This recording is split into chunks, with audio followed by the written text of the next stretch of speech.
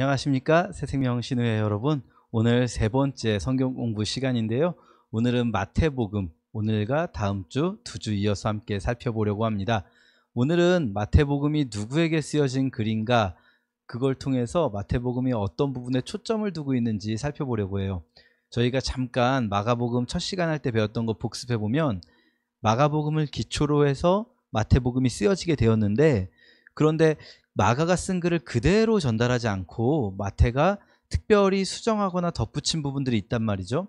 이 부분들이 바로 마태가 하고자 하는 말이 담겨 있는 거예요. 무슨 말이냐면, 마태가 글을 쓰게 되는 그 공동체, 이 편지의 수신인들이 처한 상황이 있었던 겁니다. 어떤 어려운 상황 속에 있었고, 마태는 그들을 위해서 예수님께서 하셨던 말씀 중에 이 부분이 정말 필요하다라고 생각해서 집필을 하게 되었다고 볼 수 있는 거죠. 자, 그러면 이걸 어떻게 저희가 그럼 마태가 글을 쓰게 된 공동체가 누구이고 그들이 어떤 상황인지를 역추적할 수 있느냐 하면요, 거꾸로 마태복음의 내용 중에서 마가복음이나 누가복음과 겹치는 부분을 다 제거해 버리는 거예요. 그러면 남는 부분이 바로 마태가 덧붙인 부분이 됩니다. 그 속에 마태복음이 중요하게 다루고 싶어 하는 부분이 들어있는 거라고 할 수 있겠죠. 또 마가복음의 글을 마태가 그대로 쓰고 있는데 일부 수정하는 부분들이 있습니다. 물론 우리 봤지만 많은 부분들에서 이제 문법이나 단어를 좀 더 자연스럽게 고쳐 쓰는 것도 있지만, 어떤 부분들은 의도적으로 내용상의 차이를 주는 부분들도 있거든요. 이런 부분들을 저희가 집중적으로 살펴보면서 마태복음이 누구에게 쓰여졌고 어떤 의도로 쓰여진 것인가 한번 함께 살펴보도록 할게요. 먼저 우리 마태복음이 누구에게 쓰여졌는지 살펴보기 위해서 이런 궁금증 한번 생각을 해볼게요. 여러분, 천국 잘 아시죠? 그렇죠? 그리고 하나님 나라도 많이 들어보셨을 거예요. 자, 그럼 천국과 하나님 나라는 어떤 관계일까요? 교회에서 배우신 분들은 알죠. 고개를 끄덕끄덕 하시겠죠. 그런데 혹시라도 배우신 적이 없으시다면 조금 헷갈릴 수 있어요. 천국은 뭐고 하나님 나라는 뭐지? 그러면 이제 여기서 그냥 아무것도 안 배운 상태에서 우리가 흔히 생각하기 쉬운 게, 천국은 우리가 죽으면 가는 곳이고 하나님 나라는 뭔가 이 땅에서 우리가 하나님 뜻대로 사는 것, 이런 것을 말하는 건가? 이런 생각을 할 수도 있는데요. 사실은 이건 다르지 않습니다. 같은 단어예요. 자, 저희가 마가복음 할 때 봤던 구절들인데요. 어린아이들이 내게 오는 것을 용납하고 금하지 말라. 보시다시피 마가복음과 누가복음과 마태복음이 완전히 동일한 구절입니다. 마가가 쓴 글을 약간만 변형시키는 거죠. 사실 마가가 문법적으로 살짝 어색하게 썼기 때문에 누가와 마태가 그 부분을 수정하는데, 그런데 마태가 여기서 문법적인 것뿐만 아니라 한 단어를 완전히 바꿔 쓰고 있죠. 하나님의 나라, 분명히 하나님의 나라예요. 그렇죠? 여기 하나님의 나라인데 마태는 뭐라고 씁니까? 천국이라고 쓰고 있는 거예요. 같은 겁니다. 이거를 헬라어로 말한다면 바실레이아투 우라누, 그래서 하늘의 나라라고 바꿔 쓴 거예요. 원래는 바실레이아투 테운, 하나님의 나라였던 걸 말이죠. 자, 무슨 말이냐면 예수님은 분명히 하나님의 나라라고 말씀을 하셨었을 것 같아요. 그런데 예수님은 그리스어를 사용하시지 않으셨죠. 예수님은 아람어라는 이제 고대 시리아어로 설교를 주로 하시고 생활을 하셨는데, 그걸 이제 그리스어로 번역해서 쓸 때 마가와 누가는 하나님의 나라라고 쓴 단어를 마태만이 하늘의 나라라고 바꿔 쓰고 있다는 거예요. 사실 우리는 천국이라는 말이 굉장히 익숙하잖아요. 천국 가자, 예수 믿고 천국 갑니다. 굉장히 익숙한데, 사실은요, 성경에서는 이 단어는 익숙한 단어가 아니에요. 천국이라는 단어는요, 마태가 특별히 마태복음에서 마태가 사용하는 단어입니다. 다른 곳에서는 천국이라는 단어가 나오지 않고요. 딱 한 번 바울이 쓰긴 하는데 사실 원어로 보면은 약간 다른 단어예요. 그것도. 그러니까 원래는 하나님의 나라라고 예수님께서 말씀하신 것을 마태는 특별히 하늘의 나라라고 고쳐 쓰고 있구나. 그러면 왜 같은 내용인데, 같은 거예요. 천국과 하나님 나라 같은 겁니다. 근데 왜 바꿔 썼을까요? 단어를. 여기서 우리가 이제 추측이 들어가기 시작하는 거예요. 자, 어떤 사람들은요, 하나님이라는 단어를 함부로 쓰면 안 된다라고 생각하는 사람들이 있었어요. 이 1세기쯤에 말하자면은 우리가 흔히 예전에 그런 경우 있었어요. 요즘은 뭐 아무나 그냥 대통령 이런 말도 하지만 예전에는 대통령 이런 말을 함부로 할 수가 없었어요. 그때는 뭐 대통령이 보내서 왔습니다 이렇게 말하지 않아요. 막 이렇게 옛날 제5공화국 이런 드라마 보면 어떻게 말하죠? 뭐 청와대에서 나왔습니다 뭐 이렇게 말하지 않습니까? 그러니까 여기서 청와대에서 나왔다 이 말은 대통령이 보냈다라는 말하고 같은 말인 거예요.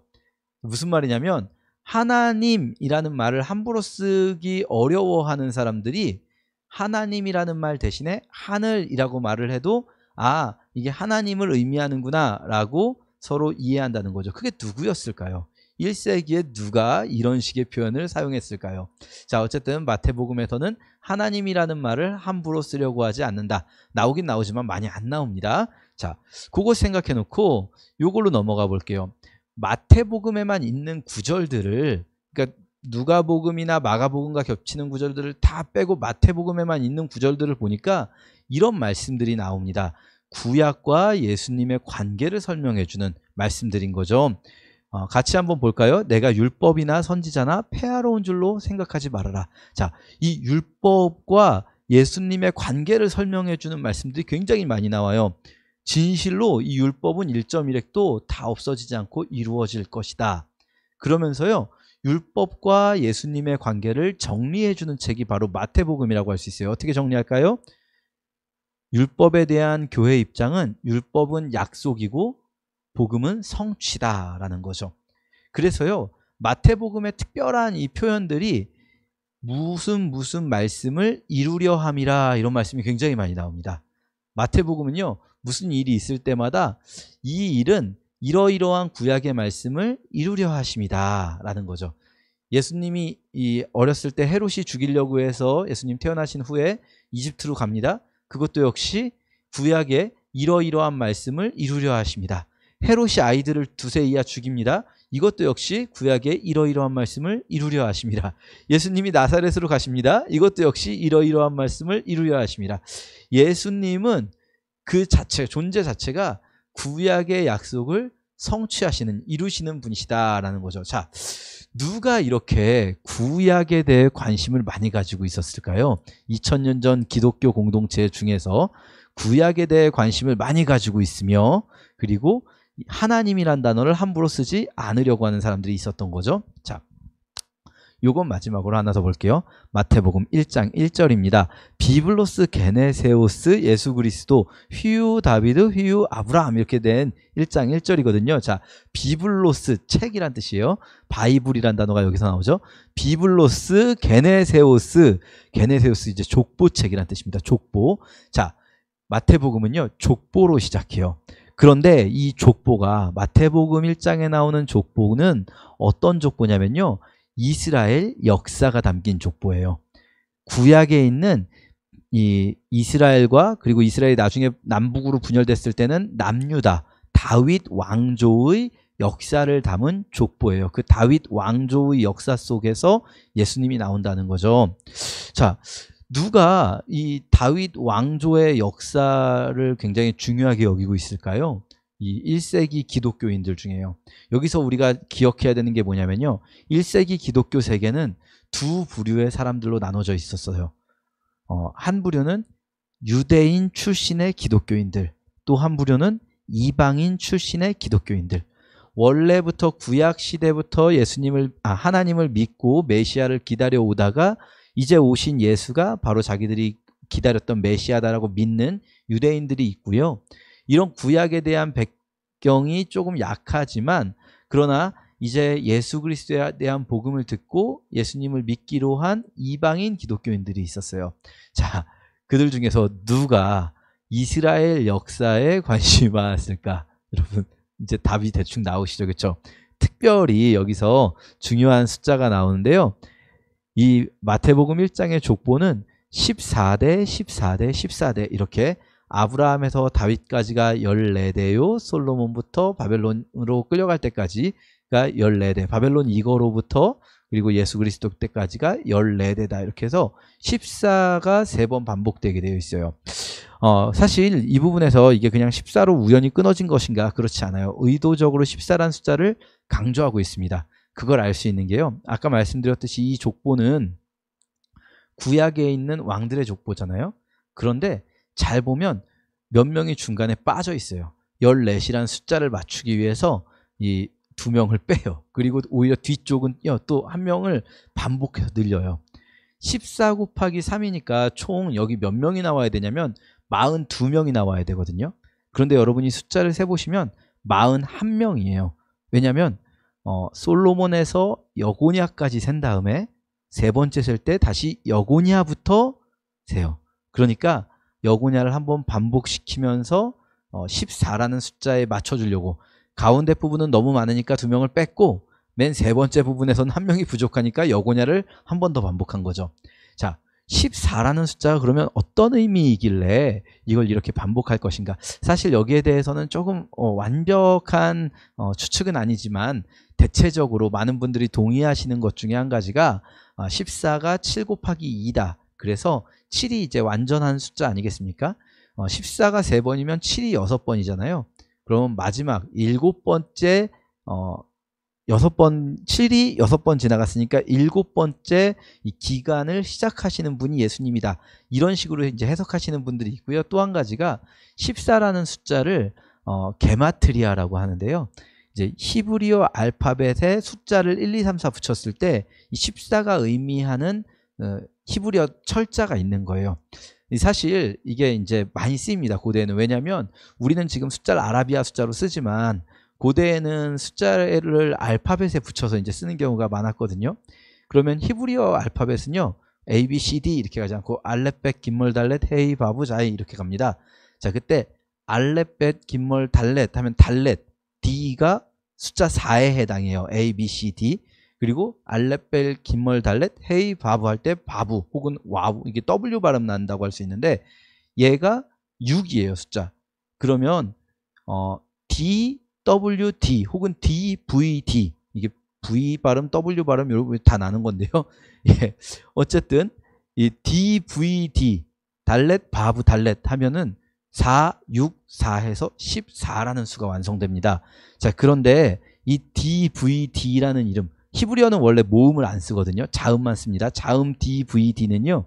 이스라엘 사람들에게 너무나 잘 알려진 이름이에요. 누굴까요? D, V, D. 다윗입니다. 예, 영어로 데이빗이죠. 다윗이에요. 14는 다윗을 상징하는 수예요. 그러니까 이 족보에서 가장 강조되는 사람은 아브라함과 다윗의 자손 예수 그리스도잖아요. 그렇죠? 그리고 다윗만 다윗 왕을 낳으니라 해서 다윗이 왕이라고 돼 있어요.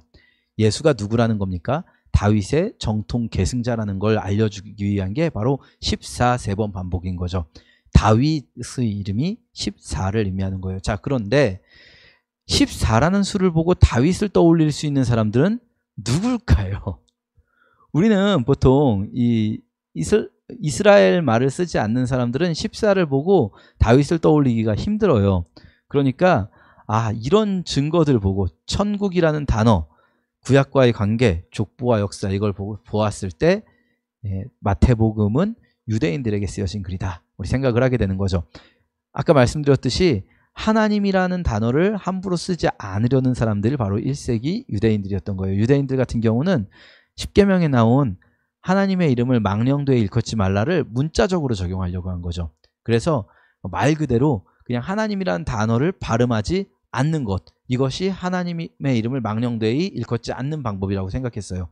함부로 말할 수는 없다라고 생각했던 거죠. 그러니까 하나님이라고 말하지 않고 하늘이라고 바꿔 쓰는 겁니다.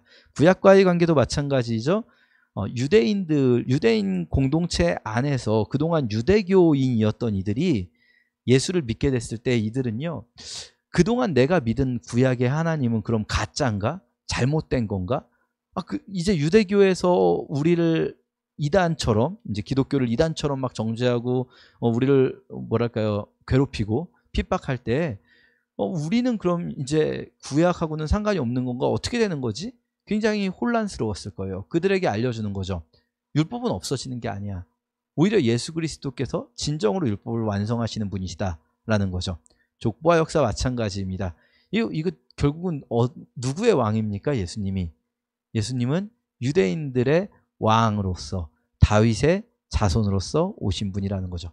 물론 여러분, 예수님이 유대인만의 왕이라는 말씀이 아니라 마태는 유대인들에게 그렇게 예수님이 구약에 예언된 분이시다, 왕이신 예수 그리스도를 보여주고 싶었다는 거죠. 그걸 알 수 있는 게 예수님 태어나신 이야기 속에서도 보시면요, 누가복음에서 예수님 태어나신 이야기 속엔 누가 나오냐면 그 시대에 가장 가난한 이들이었다고 할 수 있는 그 한밤에 양을 치던 목자들이 나와요. 그런데 마태복음에서는 누가 나오냐면요, 마치 왕이 태어났을 때, 왕자가 태어났을 때 옆 나라에서 사신이 오듯이 동방의 박사들이 왕에게 바치는 예물을 들고 찾아오게 되죠. 자, 그런 것들을 볼 때 왕으로 나신 예수, 유대인의 왕이신 예수에 대해서 마태는 유대인들에게 너희의 진짜 왕, 너희의 구약에서부터 예언된 왕이 바로 예수님이다 라고 말씀을 하고 계신다는 거죠. 자, 그러면 이 유대인들이 어떤 상황이었길래 유대인들에게 마태가 글을 다시 써야 했을까?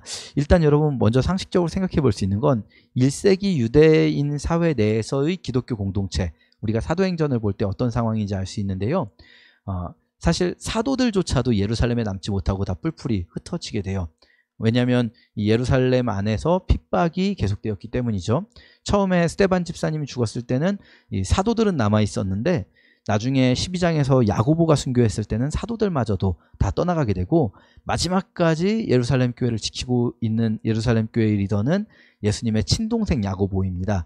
자, 그리고 일부 소수의 유대인 공동체 내의 기독교인들이 있지만 이들이 점점 이 유대교에서 뭐랄까요, 배제되기 시작하는 거예요. 사회적인 핍박이 점점 강화되는 거죠. 초기에는 사실 유대교 내에도 원래 여러 분파가 있었기 때문에 무슨 뭐 사두개파, 바리새파, 에세네파, 열심당, 이렇게 유대교 내에 원래부터 여러 분파가 있었기 때문에 이 예수를 따르는 이들도 마치 그런 분파 중에 하나처럼 여겨지기도 했었던 것 같아요. 그런데 점점 이들은 아니다, 이들은 완전 이단이다, 얘네들은 완전 다른 종교다, 이렇게 되면서 배제되게 되고요. 나중에 이제 얌니아 종교회의라는 데에서 아예 이단으로, 아예 그냥 얘네들은 배제시켜버린다, 이렇게 정죄받게 되죠. 자, 그런 우리가 상황 생각해 보면서 마태복음에 나온 표현들 좀 살펴보도록 할게요. 마가복음에 나온 단어가 마태복음에 그대로 쓰이는데 약간씩 변형됩니다. 자, 볼게요. 말씀드렸듯이 이 지금 같은 문장입니다. 회당에서 가르치시니 많은 사람들이 듣고 놀라 말하되 이 사람이 어디서 이런 지혜와 능력을 받았느냐, 이런 말씀이죠. 똑같은 문장인데 기억나십니까? 마가가 가장 장황하게 씁니다. 마가는요, 이 글을 처음 쓰는 사람이기 때문에 조금 장황하게 쓰는데 마태는 깔끔하게 요약해서 줄여 쓰고 있죠. 그런데 여러분, 오히려 거꾸로 마가복음에 없는 단어를 마태가 추가에 넣는, 원래 마태는 줄여 쓰는데 추가에 넣은 단어가 있습니다. 그게 뭔지 보이시겠습니까? 한번 찾아보시겠어요? 여기 아래 하나 더 있어요. 자, 이것도 같은 단어거든요. 그렇죠? 같은 문장이거든요. 그런데 다른 부분이 있다는 거죠. 뭘까요? 보이십니까? 그들의 회당, 그들의 회당이에요. 그들의 회당. 회당은 더 이상 우리가 있을 곳이 아니라 그들이 있는 곳이에요. 사실 이 사도들이 처음 사역했을 때만 해도요, 사도들도 회당에서 전도했고, 바울이 특히 바울 사도가 회당에서 전도했고, 그리고 유대교 공동체의 모임 장소인 회당과 기독교 공동체가 적대적이지는 않았어요. 뭐 예루살렘을 근거로 한 일부 바리새파가 예수님을 싫어했지만 이 다른 지역에서는 그렇진 않았던 거죠. 그런데 점점 회당은 그들의 회당이 되어가는 거예요. 그런가 하면 이런 말씀이 있습니다. 만일 그들의 말도 듣지 않거든 교회의 말하고 교회의 말도 듣지 않거든 이방인과 세리와 같이 여기라. 자, 예수님의 말씀인데요. 이 말씀이 왜 독특하냐면요, 여기에 사실 이 시대에는 아직 이때까지는 흔히 쓰이지 않는 단어가 하나가 들어가 있어요. 뭐냐면요, 여러분, 교회라는 단어예요. 교회는 예수님께서 부활하시고 승천하신 이후에 제자들이 모여서 오순절 성령 강림 이루어지면서 생기는 게 교회잖아요. 그렇죠? 그런데 지금 예수님이 살아계실 때 교회라는 단어를 쓰고 있어요. 그러니까 복음서에는 원래 교회라는 단어가 나오지 않아요. 마태복음만 교회라는 단어를 쓰고 있어요. 자, 내가 내 교회를 세우겠다라는 거죠. 자, 보세요. 그들의 회당과 대조되는 내 교회가 있는 거예요. 이걸 우리가 역으로 생각해 보면 이럴 수 있어요. 독자들이 처한 상황은 유대교 공동체 내에서 점점 배제되고 있는 이 기독교인 유대인들이 우리는 그러면 저 회당에 소속되지도 못하고 회당에 가지도 못하고 못 들어가게 하고, 그리고 우리는 그러면 어디에 소속된 사람들인가? 우리는 구약이 말하는 하나님을 안 믿는 사람들인가? 뭐 이런 고민들이 있었을 거예요. 그들에게 예수님께서 말씀해 주시는 거죠. 너희 내 교회다. 나는 내 공동체를 세울 거다라고 말입니다. 이게 사실 그럼 예수님이 말씀하신 적이 없는데 마태가 막 자기 마음대로 지어냈냐, 그게 아니라 교회라는 말, 에클레시아라는 말은 원래 있었던 단어예요. 그 당시에 이제 뭐 마을회의 비슷한 겁니다. 근데 그게 본격적으로 이 교회 공동체를 향해서 쓰이게 되는 건 사도행전 이후겠지만, 그러나 마태는 예수님께서 살아계실 때 이미 내가 내 에클레시아를 세우겠다, 이런 말씀을 하셨다는 거죠. 그래서 에클레시아라는 말의 제일 좋은 번역은 사실 교회보다는 그냥 공동체, 이게 제일 좋은 번역일 것 같은데, 예수님이 말씀하셨었다는 거예요. 너희에 대해서. 예수님의 의도는 너희가 그냥 유대교 내에서 회당에 모이고 이런 거였는데 지금 어떻게 잘못돼서 이렇게 꼬여가지고 회당에서 쫓겨난 것이 아니라, 이미 예수님 살아계실 때에 나는 나만의 에클레시아를 세울 것이다 라고 예수님이 말씀하셨다는 거죠. 오늘 저희가 같이 마태복음의 누구에게 쓴 책인가 좀 살펴봤는데요. 당시에 유대인들에게 핍박받던 이스라엘 땅에 있는 기독교인들, 정말 다 떠나갔잖아요. 막 이스라엘 땅에는 기독교인들이 많이 남아있지 못한 상황일 수 있는데, 끝까지 이스라엘 땅에 남아있었던 기독교인들에게 마태가 예수님의 이야기 중에서 그들에게 꼭 들려줘야 할 이야기들을 쓰게 되었다. 기억하면서 핍박받는 이 유대인 기독교인들에게 쓴 책 마태복음, 그들의 왕이신 예수 그리스도의 이야기라는 것 다음 주에 이어서 같이 보도록 하겠습니다. 오늘도 같이 기도했으면 좋겠는데요. 우리 나라와 민족을 위해서, 또 우리 신우회를 위해서, 또 우리 연구소를 위해서 같이 기도해 주시면 좋겠어요. 제가 기도하고 마치도록 하겠습니다. 하나님 감사합니다. 하나님께서 우리에게 함께 공부할 수 있는 시간을 주셔서 감사합니다. 우리들 이렇게 공부하는 것에 만족하지 않고 하나님 말씀을 직접 읽을 수 있도록 주님께서 우리를 이끌어 주세요. 주님, 또 우리의 마음이 정말 주님께로 깊이 향했으면 좋겠습니다. 주님, 말씀을 읽을 때마다 깨닫게 하시고 깨달은 말씀에 순종하며 살아갈 수 있게 도와주세요. 주님, 특별히 이 나라와 또 이 세상을 위해서 기도합니다. 주님이 세상을 사랑하시고 아들을 보내시고 또 교회를 세우셨으니 우리들 주님의 몸으로서 이 땅에 살아가면서 주님의 사랑과 주님의 영광을 드러내는 자들이 될 수 있도록 주님 그렇게 우리를 이끌어 주세요. 주님, 또 그 일을 위해서 우리 신우회가 존재합니다. 우리 개개인이 물론 주님의 빛된 삶을 살아야겠지만 우리가 함께 모였을 때 우리의 공동체가 더욱더 하나님의 영광을 온전히 드러내게 될 수 있을 줄 믿습니다. 하나님이 이 새생명 신우회를 그렇게 이끌어 주세요. 감사하며 예수님의 이름으로 함께 기도합니다. 아멘. 감사합니다.